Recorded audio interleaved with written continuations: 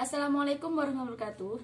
Perkenalkan, nama saya Mujariah Regas PIB. Di sini saya akan menjelaskan mengenai ruang lingkup, jenis-jenis evaluasi dan prinsip-prinsip evaluasi dalam Al-Quran. Yang pertama adalah ruang lingkup evaluasi. Menurut Sujiono, mencatat secara umum ruang lingkup evaluasi pendidikan di sekolah mencakup 3 komponen utama, yaitu yang pertama, evaluasi mengenai program pendidikan. Yang kedua, evaluasi mengenai proses pelaksanaan pendidikan. Yang ketiga, evaluasi mengenai hasil pendidikan. Adapun Arifin melaporkan secara keseluruhan, ruang lingkup evaluasi pembelajaran meliputi yang pertama, domain hasil belajar antara lain kognitif, efektif, dan psikometrik. Kedua, sistem pembelajaran antara lain program pembelajaran, proses pelaksanaan pembelajaran, dan hasil belajar. Ketiga, proses dan hasil belajar antara lain sikap, pengetahuan, pemahaman, kecerdasan, perkembangan jasmani, dan keterampilan. Yang keempat, penilaian berbasis kelas antara lain kompetensi dasar mata pelajaran, kompetensi rumbuhan pelajaran, kompetensi lintas kurikulum, kompetensi tamatan, dan keterampilan hidup. Berdasarkan uraian di atas, dapat dipahami bahwa ruang lingkup evaluasi pendidikan mencakup proses program pendidikan, pelaksanaan pendidikan, dan hasil pendidikan. Adapun dari segi pembelajaran, ruang lingkup evaluasi mencakup domain kognitif, efektif, dan psikometrik. Kemudian, sistem pembelajaran, proses dan hasil belajar, serta penilaian berbasis kelas. Yang kedua adalah jenis-jenis evaluasi. Berbicara mengenai jenis-jenis evaluasi pendidikan, hal ini dapat diklasifikasikan dalam 3 segi sebagai berikut. Yang pertama adalah klasifikasi dilihat dari fungsinya. Yang A, evaluasi formatif. Yang kedua adalah evaluasi sumatif. Yang ketiga adalah evaluasi diagnostik. Yang keempat adalah evaluasi penempatan atau placement evaluation, yang menitik beratkan pada penilaian berbagai permasalahan yang dikaitkan dengan 1. Ilmu pengetahuan dan keterampilan peserta didik yang diperlukan untuk awal proses belajar mengajar. Yang kedua, pengetahuan peserta didik tentang tujuan pengajaran yang telah ditetapkan di sekolah. Yang ketiga, minat dan perhatian, kebiasaan bekerja, corak kepribadian yang menonjol yang mengandung konotasi kepada suatu metode tertentu. Yang kedua adalah klasifikasi evaluasi dilihat dari caranya.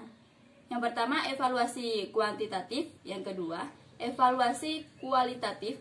Kedua cara evaluasi tersebut membutuhkan teknik pelaksanaan, yaitu teknik tes dan non-tes. Yang ketiga adalah klasifikasi dilihat dari tekniknya. Yang pertama adalah teknik tes, yang kedua adalah teknik non-tes. Yang ketiga adalah prinsip-prinsip evaluasi dalam Al-Quran. Yang pertama adalah mengacu pada tujuan. Setiap aktivitas manusia sudah pasti mempunyai tujuan tertentu. Karena aktivitas yang tidak mempunyai tujuan berarti merupakan aktivitas atau pekerjaan yang sia-sia. Hal ini sesuai dengan firman Allah dalam surat Al-Bayyinah ayat 5. Yang artinya, padahal mereka hanya diperintahkan untuk menyembah Allah dengan ikhlas, menaatinya semata-mata karena menjalankan agama, dan juga agar melaksanakan sholat dan menunaikan zakat, dan yang demikian itulah agama yang lurus atau benar.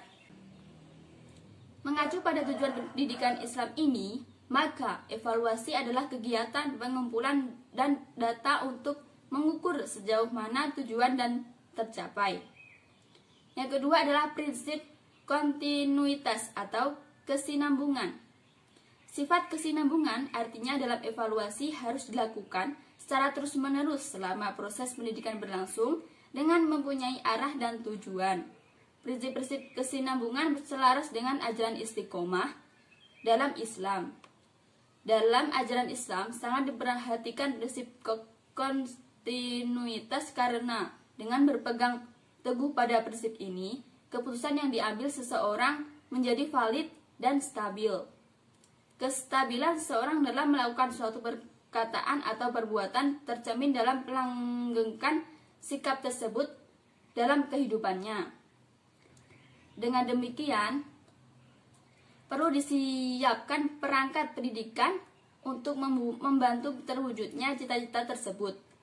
Dalam Al-Quran, Allah Subhanahu wa Ta'ala berfirman dalam surat Al-Fusilat ayat 30, yang artinya, sesungguhnya orang-orang yang berkata, Tuhan kami adalah Allah, kemudian mereka meneguhkan pendirian mereka, maka malaikat-malaikat akan turun kepada mereka dengan berkata, janganlah kamu merasa takut dan janganlah kamu bersedih hati, dan bergembiralah kamu dengan memperoleh surga yang telah dijanjikan kepadamu. Yang ketiga adalah prinsip totalitas atau komprehensif. Prinsip totalitas merupakan prinsip yang meliputi semua aspek, meliputi kepribadian, ketajaman hafalan, pemahaman ketulusan, kerajinan, sikap kerjasama, dan tanggung jawab. Semua aspek dan evaluasi itu menyeluruh baik besar maupun kecil seperti dalam firman Allah Subhanahu wa Ta'ala pada surat Al-Zalzalah ayat 7-8, yang artinya, barang siapa mengerjakan kebaikan seberat zarrah, niscaya dia akan melihat balasannya, dan barang siapa mengerjakan kejahatan seberat zarrah, niscaya dia akan melihat balasannya. Yang keempat adalah prinsip objektivitas. Dalam mengevaluasi berdasarkan kenyataan yang sebenarnya, tidak boleh dipengaruhi hal-hal yang bersifat emosional dan irasional. Untuk melakukan evaluasi pendidikan, maka evaluasi hendaknya dilakukan dengan sebaik mungkin, sesuai dengan data dan realita yang ada tanpa dipengaruhi oleh unsur-unsur subjektivitas diri pihak yang melakukan evaluasi. Suatu lembaga pendidikan yang menginginkan proses evaluasi yang objektif, maka gunakanlah beberapa teknik, diantaranya yang paling baik menurut kami yaitu dengan jalan diskusi atau debat ilmiah, sehingga orang pendidik akan mengetahui sejauh mana tingkat pemahaman dan pengetahuan peserta didiknya tersebut. Demikianlah penjelasan dari saya. Jika ada kurang dan lebihnya saya mohon maaf yang sebesar-besarnya. Wassalamualaikum warahmatullahi wabarakatuh.